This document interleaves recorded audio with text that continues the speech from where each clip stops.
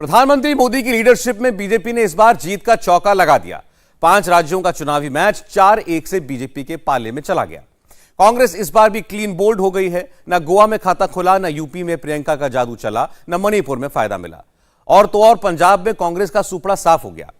आज से देश की राजनीति बदल रही है, यह साफ है। आज से उत्तर प्रदेश की राजनीति भी बदल रही है। सारे मोदी विरोधियों का सपने चकनाचूर हो गए। मोदी विरोधी इकोसिस्टम इंजर हो गया। 4 राज्यों में जीत के बाद मोदी ने आज जो कुछ कहा है वो बहुत बड़ा राजनीतिक संकेत दे रहा है। गौर से सुनिएगा मोदी की एक एक बात। भारत की सियासत में असली खेला आज शुरू हुआ।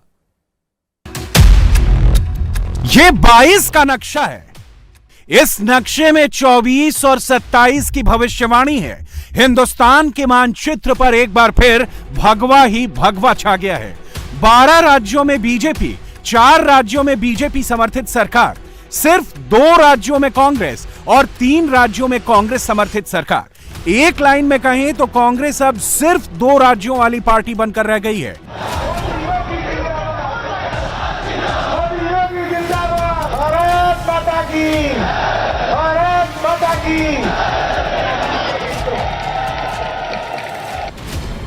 इस बार के चुनावी मैच का स्कोर मोदी के फेवर में 4-1 से गया है। देश के man of the match Modi हैं। उत्तर प्रदेश के मैन ऑफ द मूवमेंट योगी ही हैं।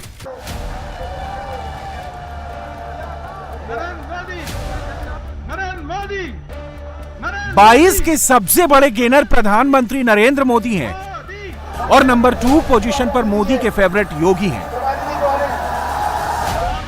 चुनावी नतीजों से पहले मोदी योगी विरोधी इकोसिस्टम ने ईवीएम वाला एजेंडा चलाया, लेकिन यूपी से लेकर उत्तराखंड तक, गोवा से लेकर मणिपुर तक पब्लिक ने अपने वोटों से ईवीएम का नया नाम रख दिया।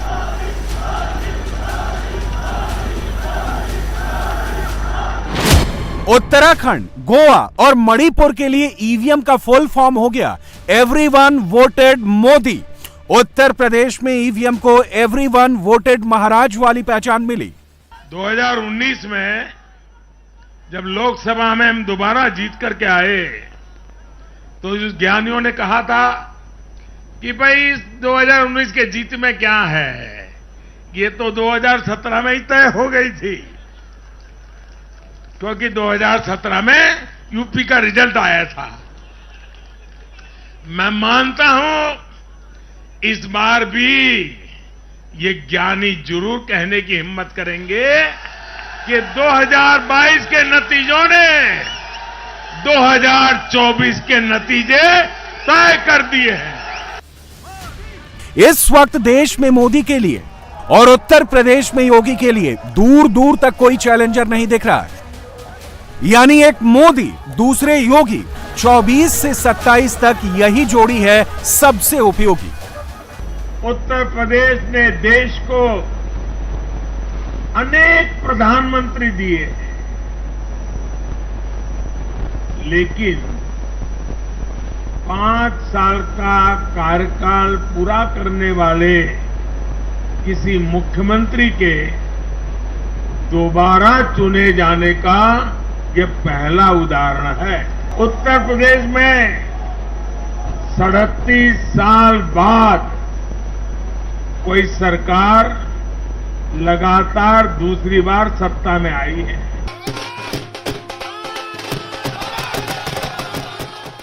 मोदी हैं तो मुमकिन है, योगी पर ही सबको यकीन है। उत्तराखंड, गोवा और मणिपुर से लखनऊ तक यह स्लोगन काम कर गया। ऑल ओवर इंडिया एक नया नैरेटिव गया।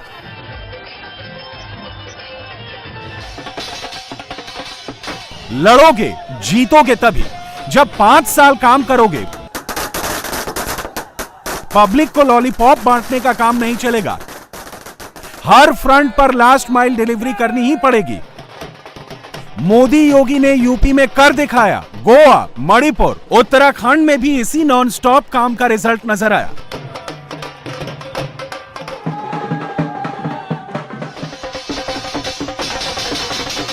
तीन राज्य यूपी, गोवा और मणिपुर में सरकार में होने के बावजूद बीजेपी के वोट शेयर में वृद्धि हुई है।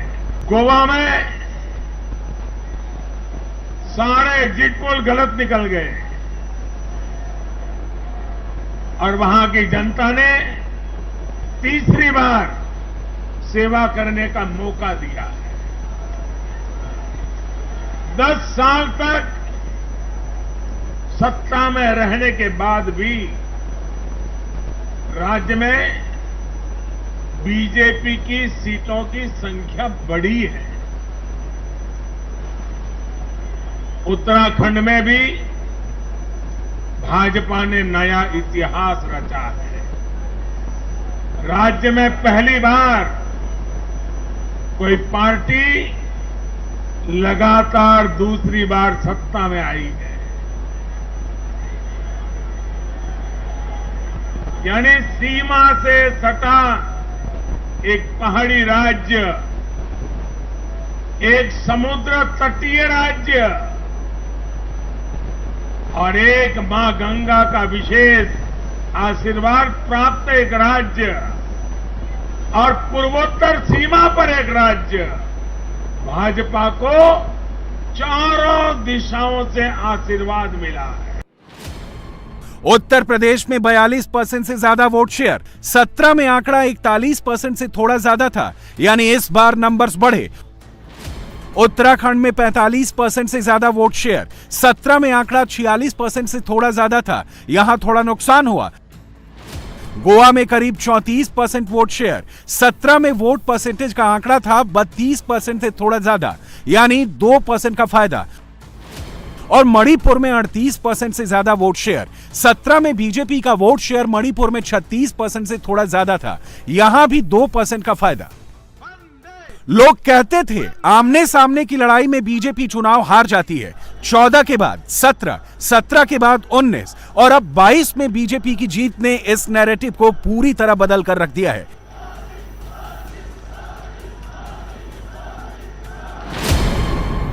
यूपी को ही ले लीजिए, बीजेपी ने सूपड़ा साफ कैसे किया। इलाका, मोहल्ला, सीटें, पूरब से लेकर पश्चिम तक मैदान बिल्कुल साफ होता चला गया। यह मोदी प्लस योगी उपयोगी वाला इफेक्ट ही था। मैं गरीब के घर तक उसका हक पहुंचाए बिना चैन से बैठने वाला इंसान नहीं। मैंने एक ऐसी हिम्मत की है, शायद कोई न कर पाए। और वो हिम्मत मैंने लाल किले से 15 अगस्त को मेरे भाषण में उसको व्यक्त किया था। मैंने कहा था कि अब भाजपा को जहां जहां सेवा करने का मौका मिलेगा, हम हर योजना के जो हकदार हैं उनके लिए 100% सैचुरेशन, यानी काम को 100% पूरा करना, हर गरीब तक हर सरकारी योजना का लाभ पहुंचाना, ये 100% की कल्पना करना 2 दशक से ज्यादा समय सरकार का काम करने के बाद मैं कहता हूं, ये बहुत बड़ी हिम्मत की है मैंने। बीजेपी के फेवर में 4-1 के स्कोर लाइन से इतना तो क्लियर हो चुका है, मोदी ही गाइड करेंगे, बाकी उन्हें फॉलो करेंगे।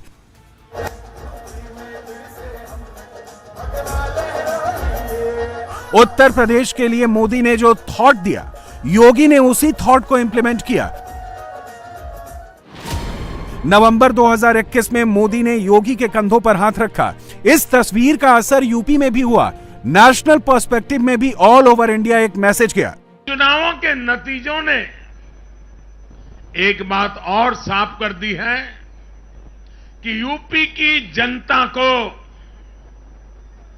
और मैं सभी ज्ञानियों को कहता हूं कि देश की भलाई के लिए अब पुरानी घिसी पिटी रिकॉर्ड छोड़ के जरा नए सिरे से सोचना शुरू कीजिए।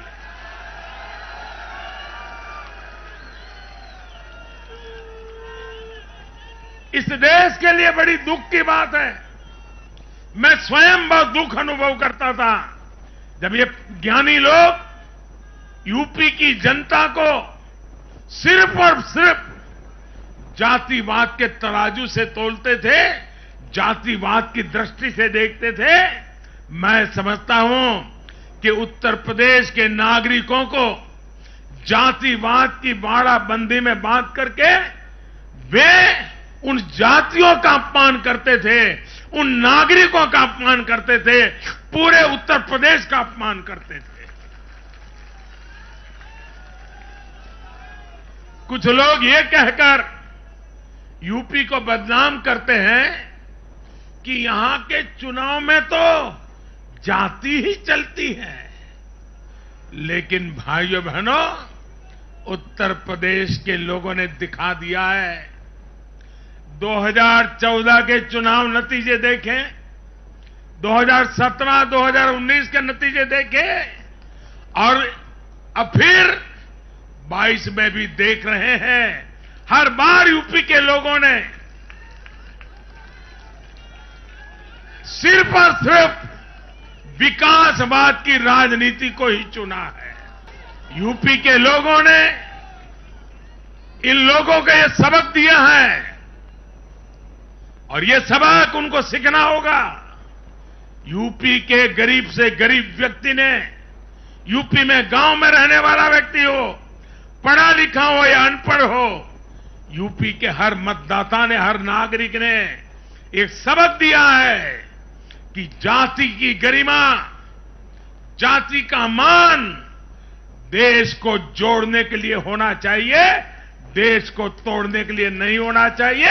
और ये करके दिखाया है, चार चुनावों में करके दिखाया है।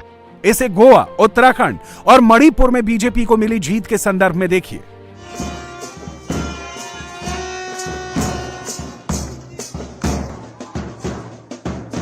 मणिपुर जीतने का मतलब यह है कि 24 से पहले असम से लेकर नॉर्थ ईस्ट के हर हिस्से में और भी ज्यादा मजबूत होना।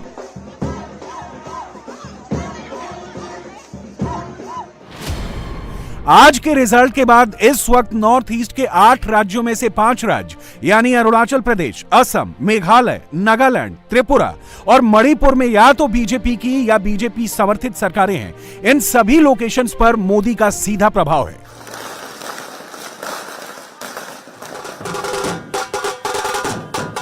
गोवा से लगातार तीसरी बार बीजेपी सरकार बनाने जा रही है। मोदी ने यहां भी मनोहर पर्रिकर का उत्तराधिकारी ढूंढ लिया। उत्पल पर्रिकर नहीं, प्रमोद सावंत के चेहरे पर चुनाव लड़ा। मैं जीत का श्रेय पूरा गोवा के लोगों को देता हूं, माननीय मोदी जी को देता हूं, केंद्रीय नेतृत्व को देता हूं, जिन लोगों हमारे जो सभी प्रभारी हैं उन लोगों को देता हूं, जिन लोगों ने सभी कैंपेन में भाग लिया उन सभी लोगों को देता हूं कि फिर से एक बार भारतीय जनता पार्टी की पूर्ण बहुमत की सरकार यहाँ। पंजाब को ही ले लीजिए। वहां की सियासत में अब तक सिर्फ कांग्रेस और अकाली दल का डंका बजता था।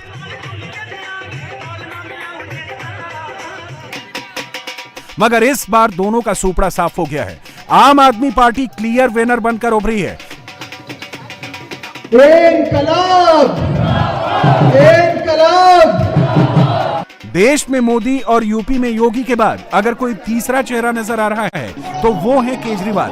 फैक्ट्स चेक कर लीजिए, कोई भी रीजनल पार्टी एक स्टेट से दूसरे स्टेट में जाकर फुल स्कोर नहीं बना पाई। आम आदमी पार्टी इकलौती ऐसी पार्टी है जो दिल्ली से पंजाब पहुंच गए, चुनाव भी जीत गई। ये काम ममता न गोवा में कर पाई, न शिवसेना यूपी में कर पाई। मगर पंजाब के रिजल्ट को इस नजरिए से भी देखा जा सकता है कि अब बीजेपी वहां का सेकंड ऑप्शन बनने के लिए रेडी है। मैं आज पंजाब के भाजपा कार्यकर्ताओं की भी विशेष प्रशंसा करूंगा। उन्होंने विपरीत परिस्थितियों में जिस प्रकार पार्टी का झंडा बुलंद किया है, वो आने वाले समय में पंजाब में भाजपा की मजबूती को, देश की मजबूती को एक अहम स्थान के रूप में विकसित करेंगे, ये मेरा पूरा विश्वास है। मोदी ने 5 में से 4-1 का रिजल्ट बीजेपी के फेवर में कर दिया, मगर कांग्रेस का 5 राज्यों से सूपड़ा साफ हो गया। हालात बद से बदतर हो गए। आज के रिजल्ट के बाद कांग्रेस को 2% पार्टी तक कहा जाने लगा है। यूपी में इस बार नोटा के पक्ष में करीब 0.70% वोट पड़े। भाईजान की पार्टी AIMIM को 0.47% वोट मिले। आम आदमी पार्टी को यूपी से 0.35% वोट मिले। इसके बाद नंबर आता है कांग्रेस का। कांग्रेस के खाते में सिर्फ 2.4% वोट गिरे। कांग्रेस से ज्यादा वोट शेयर तो RLD का रहा। फिलहाल सिचुएशन यह है कि इंडिया के मैप में ढूंढने पर भी कांग्रेस नहीं मिल रही है। कांग्रेस अब सिर्फ 2 राज्यों की पार्टी बची है। एक है छत्तीसगढ़ और दूसरा है राजस्थान, यानी वो 2 राज्य जहां कांग्रेस पूर्ण बहुमत से सरकार चला रही है। इंटरेस्टिंग बात यह है कि इन दोनों ही राज्यों में अगले साल चुनाव है। दोनों राज्यों का पॉलिटिकल पैटर्न रहा है कि एक चुनाव के बाद दूसरा चुनाव आते ही पार्टी बदल जाती है, और कांग्रेस जितना बुरा परफॉर्म कर रही है, हो सकता है 2023 के अंत तक वो इंडिया के मैप से ही गायब हो जाए, पूरे देश से ही कांग्रेस का सफाया हो जाए। मगर इसके बावजूद मोदी विरोधी इकोसिस्टम जस का तस वहीं पड़ा हुआ है। हर हार के बाद मोदी के सारे विरोधी सेम घिसी पिटी स्क्रिप्ट पढ़ते हैं। हर हार के बाद वही पुराना टेप बजाते हैं, जैसा कि आज राहुल ने किया। एक और हार को हम्बली एक्सेप्ट किया। सच्चाई तो यह है कि मोदी विरोधी खेमा यह समझ ही नहीं पाता है कि वो भले ही चुनाव के दौरान खूब माहौल बनाए, मगर पब्लिक ईवीएम में बीजेपी का बटन ही दबाती है। 4-1 वाले स्कोर ने इस बार भी क्लियर कर दिया है कि जो विरोधी मोदी और योगी का मजाक उड़ाएगा, वो पब्लिक को कतई नहीं भाएगा। यूपी के दंगल में दीदी की भी एंट्री हुई थी। अखिलेश के साथ मिलकर ममता ने मोदी को हराने की कस्में भी खाई थी। 24 का समीकरण सेट करने की कोशिश की थी, मगर एंड रिजल्ट क्या हुआ? अखिलेश ने हार की हैट्रिक लगाई। 17 में भी हारे, 19 में भी हारे, और अब 22 में भी हार ही गए। 17 में अखिलेश राहुल भरोसे थे, 19 में मायावती भरोसे थे, 22 में जयंत के सहारे थे। मगर इस बार मोदी और योगी के काम के आगे परिवारवादी पार्टियों का एक तरह से द एंड हो गया। गौर परिवारवाद। मैंने राज्यों के लोगों को बताया कि कैसे मैं किसी परिवार के खिलाफ नहीं हूं, नहीं मेरी किसी की व्यक्तिगत दुश्मनी है। मैं लोकतंत्र की चिंता करता हूं, और मैं सभी ज्ञानियों को कहता हूं, जरा लोकतंत्र के तराजू पर इन चीजों को तोल के देखो। और मैंने लोगों को बताया कैसे परिवारवादी राजनीति ने उनके राज्य का कितना नुकसान किया है, राज्य को पीछे ले जा रहा है। एक न एक दिन ऐसा आएगा जब भारत में परिवारवादी राजनीति का सूर्यास्त ये देश के नागरिक करके रहेंगे। इस चुनाव में देश के मतदाताओं ने अपनी सूझबूझ का परिचय दिखाते हुए ये क्या होने वाला है, इसका इशारा कर दिया है। यूपी में हवा नहीं, लहर थी। लहर मोदी और योगी की थी, हवा तो सपा ने बनाई थी। आप देखेंगे तो चुनावी नतीजे पहले से ही तय हो चुके थे। पहले फेज से 7वें फेज तक हर फेज में सपा हारी है। पश्चिम में भी हारी, पूरब में भी हारी। मोदी और योगी की लहर सीधे ऊपर तक गई। सपा को खड़ा करने का चांस ही नहीं मिला। पूरे के पूरे एंटी मोदी मोर्चे का एक तरह से पलायन हो गया। याद कीजिए कैसे एक बड़ी चाल चली गई थी। सिवाल खास छपरौली में नैरेटिव फिट किया गया था कि हर जगह से बीजेपी को दौड़ाया जा रहा है। योगी विरोधियों ने जितना वीडियो वायरल किया, जनता ने उतना ही वोट से उसका विरोध किया। मोदी योगी विरोधी मोर्चे ने जितनी गालियां दी, जनता ने साफ साफ जवाब दे दिया, बर्दाश्त नहीं करेंगे। नेशनल लेवल पर एक्सपेरिमेंट महाराष्ट्र में भी हुआ। पिछले 15 दिनों में जो हंगामा हुआ, पब्लिक को पता लग गया कि पॉपुलर तो मोदी ही हैं। आज आए नतीजों से क्लियर है कि ठाकरे को भी इशारा है, पवार को भी इशारा है। उत्तर से लेकर दक्षिण तक जिसने एंटी मोदी मोर्चा बनाया वो खत्म हो गया, और यूपी में योगी ने ही यह काम किया।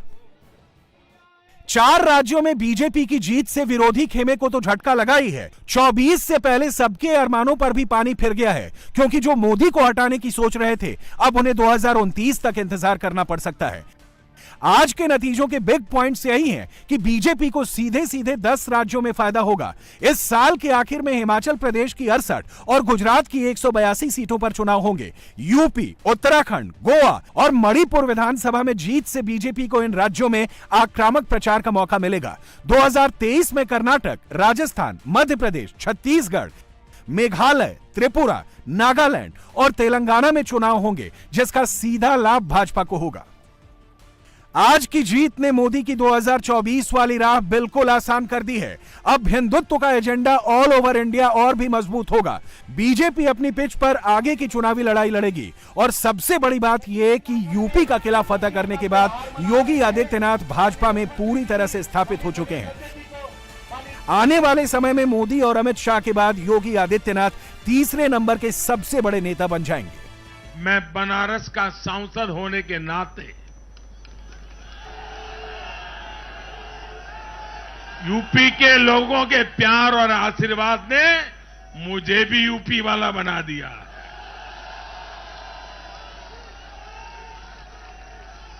मैं बनारस का सांसद होने के नाते मेरे अनुभव से कह सकता हूं, यूपी के लोग ये बात समझ चुके हैं कि जाति को बदनाम करने वालों से, संप्रदाय को बदनाम करने वालों से अब दूर रहना है और राज्य के विकास को ही सर्वोच्च प्राथमिकता देनी है। आजादी के बाद से योगी ऐसे पहले नेता हैं जिन्हें यूपी में सरकार रिपीट कराने के बाद दूसरी बार सीएम बनने का मौका मिलेगा। गुजरात मॉडल की तरह बीजेपी यूपी मॉडल का भी देश भर में प्रचार कर सकती है। खास तौर पर उन राज्यों में जहां बीजेपी कमजोर है, वहां बीजेपी के पक्ष में माहौल बनाया जा सकता है और इस तरह उनके सारे विरोधियों का फुल एंड फाइनल सफाया हो सकता है।